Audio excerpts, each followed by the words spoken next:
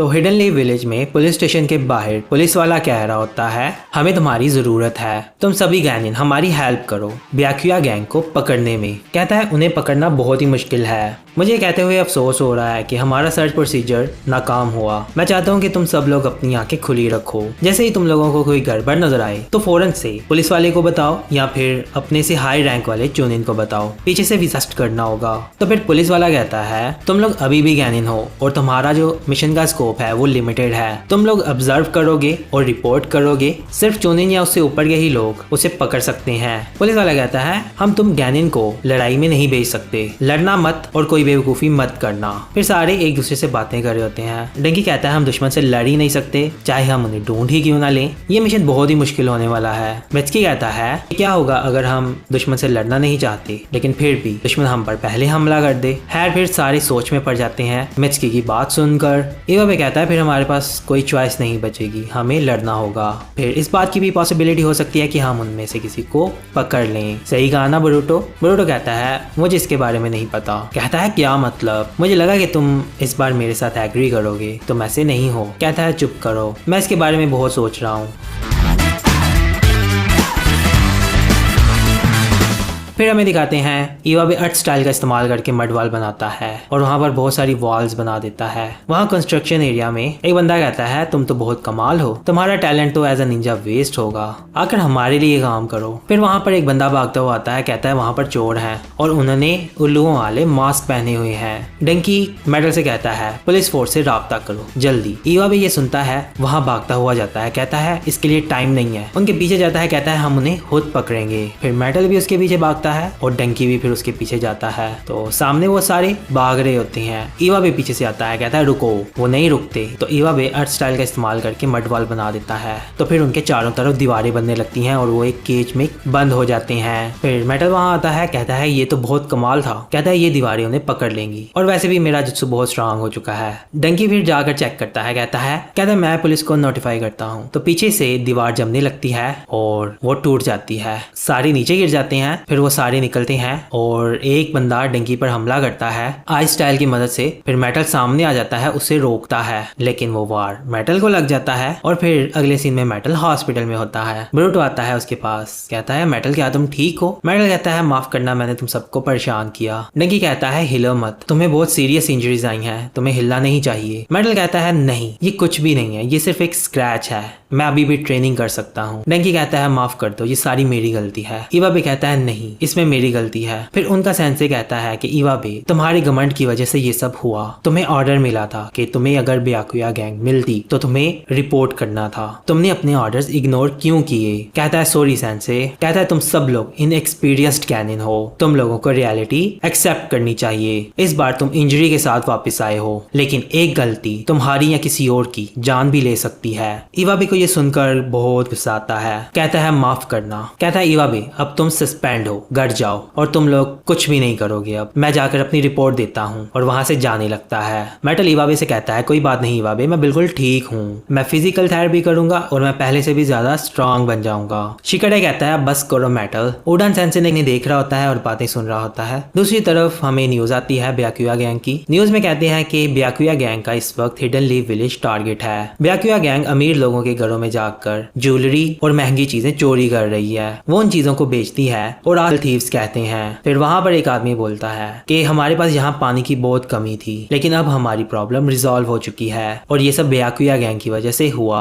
फिर एक लड़की बोल रही होती है कि हम घर में जाता है, खाना खा रहा होता है। हिमावारी अपनी मोम से पूछती है कि क्या पूछ रही हो ऐसा? कहती है मैंने न्यूज में देखा कि ये गैंग सिर्फ अमीर लोगों से चोरी करती है और गरीब लोगों को देती है और हमें उनको एडमायर करना चाहिए क्योंकि ये लोग नोबल थीव्स हैं। बरूटो गुस्से से कहता है कि कोई भी चोर अच्छा और बड़ा नोबल नहीं होता। कहता है मुझे गलत मत समझो, कमजोर की मदद करना अच्छा काम है लेकिन वो सही तरीके से करना चाहिए और ये लोग इस बात की परवाह नहीं करते कि इससे किसको तकलीफ होती है, जिस वजह से ये बुरा है। और कहता है कि ये होकागे की जॉब है, जो लोग मुश्किल में हैं उनकी मदद करे। हिनाटा कहती है बहुत सारी ऐसी चीजें हैं जिनको ठीक करना आसान नहीं होता और कुछ प्रॉब्लम्स ऐसी होती हैं जो कि बहुत आहिस्ता आहिस्ता हल होती हैं। हिमावारी कहती है डैड अपनी पूरी कोशिश कर रही है ना? हिनाटा कहती है हाँ। बरूटो कहता है मैं ब्याकुया गैंग को सपोर्ट नहीं करता, मैं कहता हूँ लोगों की खुलेआम यहाँ मदद करो और सही तरीके से करो। दूसरी जगह हमें दिखाते हैं कैफे में सभी बैठे होते हैं। इनोजीन डंकी से कहता है परेशान हो रहे हो, इससे कोई फायदा नहीं होगा, रिलैक्स करो। डंकी कहता है लेकिन फिर भी।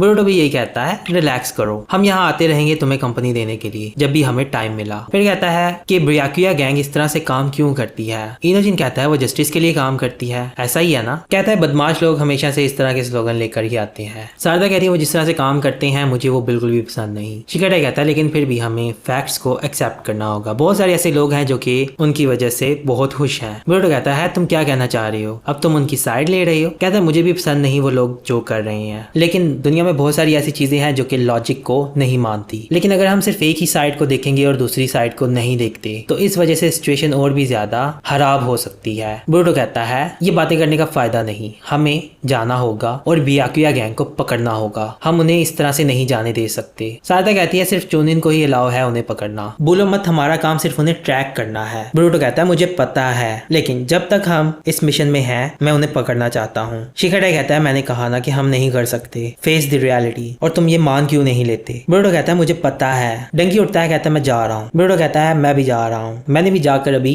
अपनी लाइफ की प्रॉब्लम्स को हल करना है। सारदा पूछती है तुम्हारी लाइफ की कौन सी प्रॉब्लम। कहता है मेरे पास पैसे कम हो चुके हैं और मैं वीडियो गेम्स नहीं खरीद सकता, तो मैं जाकर मिस्टर कटास्के से वो लेने वाला हूँ। सारदा कहती है कि क्या तुम वापस उस अजीब आदमी के पास जाने वाले हो। कहता है हाँ, क्योंकि उस अजीब से आदमी के पास बहुत सारी गेम्स हैं, और जाने लगता है। डंकी भी वहां से जाने लगता है। अजीब है और वो साइंटिफिक रिसर्च करता है निंजुत्सु पर। दूसरी तरफ हमें दिखाते हैं ब्याकुया गैंग की बेस। फिर वो हाई-स्टाइल यूजर आता है और अपना मास्क उतारता है, कहता है यस सर, उनके साथ बैठता है। कहता है अब है साथ बैठा आदमी कहता है मैं ये जगह देख कर आया हूँ, हम पिछले दरवाजे से एंटर होंगे और चोरी करेंगे और फ्रंट वाले दरवाजे से भागेंगे। वो बंदा उसे कहता है कि हमें पता है कि इस दुकान की रेपुटेशन बहुत खराब है। कहता है अगर चीजें सही से गुजरी तो हमारी सपोर्ट और ज्यादा बढ़ेगी। फिर उस मैप के ऊपर एक और जगह दिखता है और वो थोड़ा सा शॉक होता है। वो बंदा पूछता है क्या हुआ, तो वो लड़का कहता है क्या मैं पहले जा सकता हूँ, मुझे जाकर इस जगह को देखना है। कहता है ठीक है, तो फिर वो वहां से जाता है। फिर एक मास्क वाला बंदा उससे पूछता है कि क्या तुम्हें इस पर ट्रस्ट है। वो कहता है इसे जाने दो, ये लड़का बस एक वफादार प्यादा है,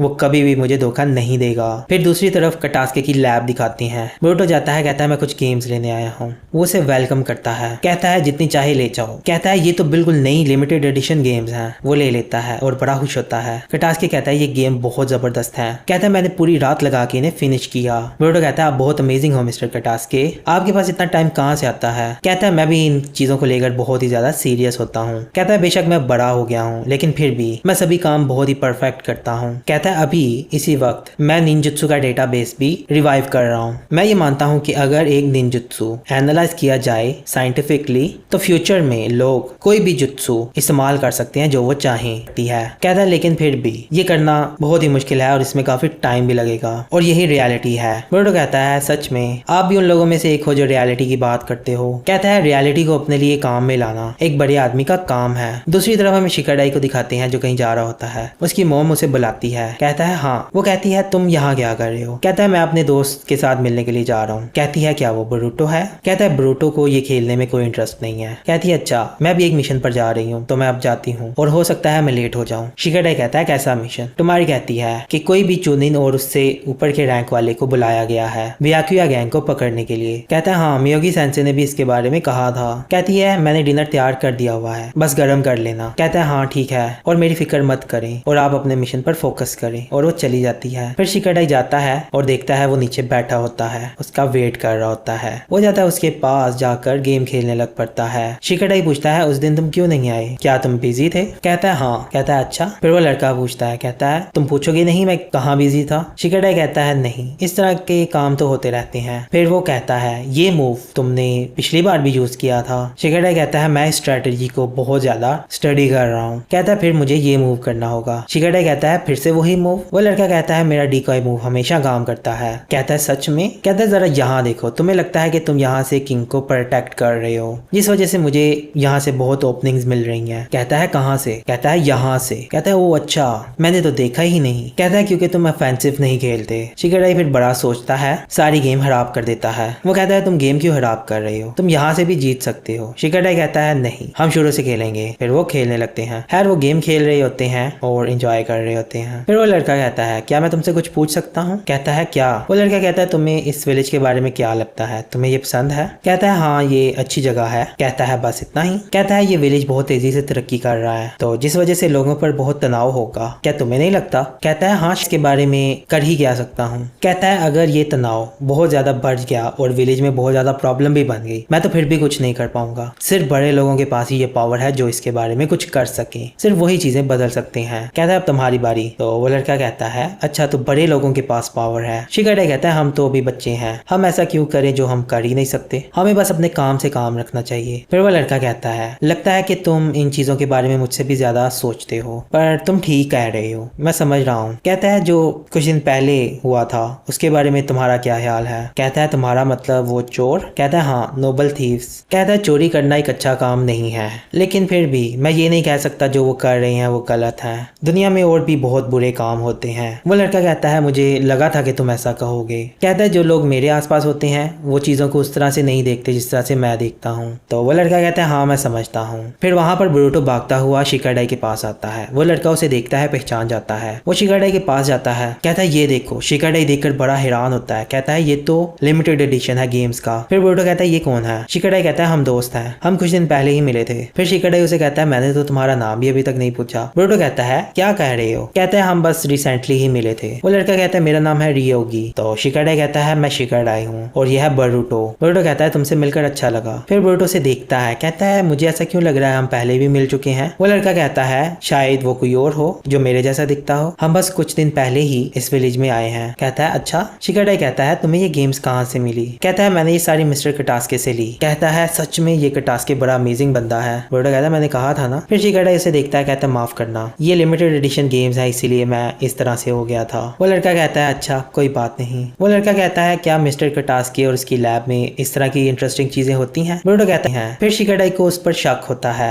फिर वो लड़का खड़ा होता है, कहता है मुझे जाना चाहिए। बोरुटो कहता है रुको हमारे साथ गेम नहीं खेलोगे? वो लड़का कहता है नहीं खेल सकता, सॉरी, तुम लोगों को भी अब घर जाना चाहिए, आजकल हालात वैसे ही खराब हैं। शिकाडाई कहता है रुको। फिर वहां से ठंडी हवा आती है तो फिर जब वो देखते हैं तो वहां से वो गायब हो जाता है। दूसरी जगह हमें दिखाते हैं ब्याकुया गैंग के बंदे वहां चोरी कर रहे होते हैं और चीजें लूट रहे होते हैं। तो वहां पर वो लड़का आता है तो वहां से एक बंदा कहता है तुम लेट हो गए हो। कहता है माफ करना। तो उसका बॉस कहता है क्या कुछ हुआ है? कहता है लीव गैनिन है वहां पार्क में। वो बंदा पूछता है क्या तुम उनसे लड़े? कहता है नहीं, मैं उनकी अटेंशन अट्रैक्ट नहीं करना चाहता, हमें पार्क एरिया से नहीं जाना चाहिए। कहता है ठीक है समझ गया, बहुत अच्छा काम किया। कहता है चलो चलते हैं और फिर वहां से जाने लगते हैं। दूसरी जगह पर सुमिरो और उसकी टीम होती है। विसाबी कहती है नामिदा लेट हो गई है। सुमिरे कहती है वो यहाँ आ रही है। वो देखते हैं सामने वो थीव्स होते हैं। विसाबी पूछती है हम क्या करें? कहती है वो भाग जाएंगे। फिर उनको पता चल जाता है वहां कोई है और वहां पर अटैक करता है। वो दोनों वहां से निकलती हैं, फिर उनको घेर लेते हैं। फिर वहां पर आती है टमारी। वो विंड स्टाइल का इस्तेमाल करती है और उन पर अटैक करती है। वो उठकर पीछे जाते हैं। फिर आती है वहां पर हिनाबी, कहती है माफ करना हम लेट हो गए। टमारी कहती है तुम तीनों पीछे रहो। वो खड़े होते हैं और वो फिर से हमला करती है। वो डॉज करते हैं। फिर वो लड़का आई स्टाइल का इस्तेमाल करके उस पर अटैक करता है। वो डॉज करती है, बाकी वहां से भागने लगते हैं और दूसरा दूसरी तरफ भागता है। टमारी उनके पीछे जाती है, उस लड़के का पीछा कर रही होती है और वो लड़का जाता है शिकाडाई और बोरुटो के पास। बोरुटो कहता है तुम फिर से आ गए। वो दूसरी तरफ भागने लगता है। बोरुटो उसके पीछे जाता है। शिकाडाई उसे रोक लेता है। शिकाडाई कहता है नहीं जाना, हमें इजाजत नहीं है। पीछे से उसकी मोम आती है, कहती है मेरी मदद करो। कहती है एक डिवर्जन बनाओ। बोरुटो कहता है हाँ। शिकाडाई कहता है लेकिन हमें तो लड़ने से मना किया गया है। बोरुटो शैडो क्लोन जुत्सु बनाकर उसके पीछे जाता है। वो लड़का आई स्टाइल का इस्तेमाल करता है, उसके क्लोन्स पर अटैक करता है। उसके सारे क्लोन्स नॉकआउट हो जाते हैं। फिर वो कहती है शिका, फिर वो उसके पीछे जाने लगती है। फिर वो विंड स्टाइल का इस्तेमाल करती है और वो उठता हुआ जाता है। कहती है चलो उसे पकड़ते हैं, लेकिन वो ऊपर जाकर देखते हैं वहां नहीं होता, गायब हो जाता है। टमारी पूछती है कि क्या कोई मास्क वाला बंदा यहाँ आया? कहता है हाँ वो उधर गया था। कहती है ठीक है। फिर वो उधर जाने लगते हैं। फिर वो दिखाते हैं वो पीछे छुपा होता है और वो बंदा गैंजुत्सु में होता है। फिर टमारी कहती है कि वो कुछ ऐसा जुत्सु इस्तेमाल करता है जिसके बारे में हमें पता नहीं है। पूछती है शिकाडाई तुम हेजिटेट क्यों कर रहे थे? समझ गई, तुम बहुत ही ज्यादा कॉशियस हो रहे थे। लेकिन कहती है तुम्हें नहीं पता कि सही वक्त क्या है कॉशियस होने का। मैं वहां पर तुम्हारे साथ जा रही थी, तुम्हें समझना होगा कभी कभी हमें रिस्क लेना चाहिए। कहता है मुझे पता है। टमारी कहती है अगर ऐसा ही चलता रहा तो जरूरी चीजें तुम मिस कर दोगे। कहती है मैं जाकर रिपोर्ट सबमिट करती हूँ और कहती है तुम तीनों ने बहुत अच्छा काम किया। हिनाबी कहती है आप हमें रेस्क्यू करने के लिए आए, थैंक यू। फिर बोरुटो कहता है शिकाडाई हमें घर जाना चाहिए। शिकाडाई वहां बैठा होता है चुप और खड़ा होता है, कहता है मैं ठीक हूँ और वहां से जाने लगता है। दूसरी तरफ हमें उनके कैंप दिखाते हैं। वहां पर आता है वो लड़का। उसका बॉस कहता है कि तुम बहुत देर से आए हो? कहता है माफ करना। तो वो बंदा कहता है कोई बात नहीं, तुम डिकॉय थे और हमें वहाँ से जाना था, तुम हमेशा से बहुत अच्छा करते हो बेटा। तो वहाँ एक मास्क वाला बंदा कहता है कि हमारे पास कुछ और विलेजर्स की हेल्प है। कहता है इसका मतलब यह है कि हमारी फिलॉसफी एक्सेप्ट कर ली गई है, हम अब आगे बढ़ते हैं और अपनी स्ट्रेटेजी को शुरू करते हैं। तो इसी के साथ फिर एपिसोड खत्म हो जाती है। अगर आपको ये एपिसोड पसंद आई है तो इस एपिसोड को लाइक और अपने दोस्तों के साथ शेयर करें और अब हम मिलते हैं अगली वीडियो में।